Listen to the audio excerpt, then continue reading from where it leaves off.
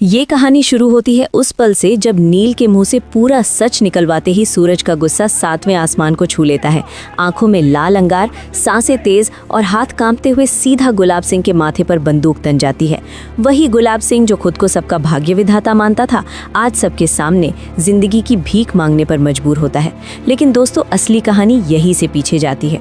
उस दिन जब पूरे घर में रिया की सगाई और हल्दी की रस्में धूमधाम से चल रही होती हैं, हंसी, गाने, पीले रंग की चमक, हर कोई रिया को हल्दी लगा रहा होता है, पर थोड़ा दूर खड़ा सूरज बस मुस्कुराने की कोशिश कर रहा होता है। खुशी इस बात की कि बहन की जिंदगी का सबसे खूबसूरत दिन आ गया है, और दर्द इस बात का कि वो अपने ही हाथों से उसे हल्दी तक नहीं लगा सकता। तभी दाई माँ की आवाज आती है, सबने हल्दी लगा ली ना, कोई रह तो नहीं गया।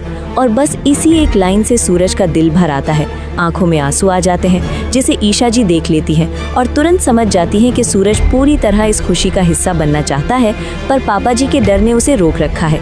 यहीं पे ईशा जी एक चाल चलती है, किसी बहाने पापा जी को बाहर ले जाती हैं और जैसे ही मौका मिलता है सूरज सबके सामने सच बोल देता है, मैं कोई ढूंढल वाला नहीं हूँ, मैं रिया का भाई हूँ, मैं सूरज हूँ।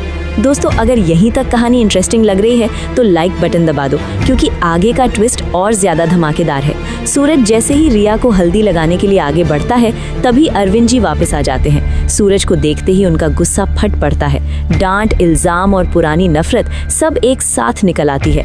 रिया को ये बिल्कुल बर्दाश्त नहीं होता और वो गुस्से में सीधा अपने कमरे में चली जाती है।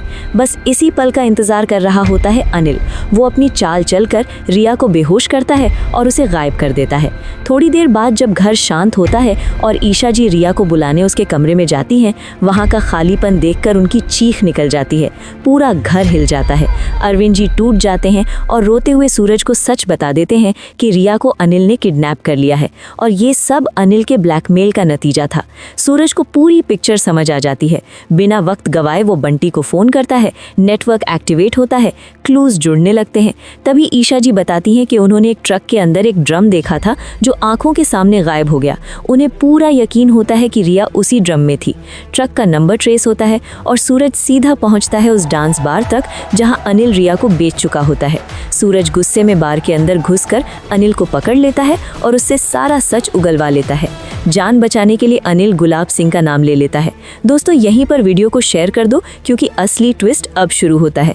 बार के अंदर पुलिस रेड होती है, रिया और बाकी लड़कियां आज़ाद हो जाती हैं, लेकिन ईशा जी एक ऐसी साजिश में फंस जाती हैं जहां वो खुद को बेगुनाह साबित नहीं कर पाती। सूरज बिना एक पल गवाए वापस बार पहुंचता है, ईशा जी को पुलिस के चुंगल से छुड़ाता है और सीधा हवेली ले आता है, और फिर पूरे परिवार के सामने गुलाब सिंह के माथे पर बंदूक तन जाती है। लेकिन गुलाब सिंह टूटने के बजाय और अकड़ जाता है। आंखों में आंखें डालकर कहता है, सबूत क्या है? तूने मुझे बंदूक दिखाने की हिम्मत कैसे की? जब तू अकेला था तब मैं ही तेरे साथ खड़ा था। एक पल के लिए सूरज का हाथ कांप जाता है। तभी ईशा जी सच का साथ देते हुए बोल पड़ती हैं कि सब कुछ गुलाब सिंह ने ही करवाया। लेकिन गुलाब सिंह मानने से इनकार कर देता है और इसी गुस्से में ईशा जी का सब्र टूट जाता है। सच और धोखे के बीच एक जोरदार टकराव होता है और कहानी आ जाती है उस सवाल पर जहां फैसला होना बाकी है। क्या सूरज सबूत ला पाएगा? क्या गुलाब सिंह को उसके गुनाहों की सजा मिलेगी? क्या रिया की शादी हो पाएगी? अगर आप आगे का सच देखना चाहते हो तो सब्सक्राइब करना मत भूलना और कमेंट करके बताओ आपके हिसाब से सूरज को क्या करना चाहिए।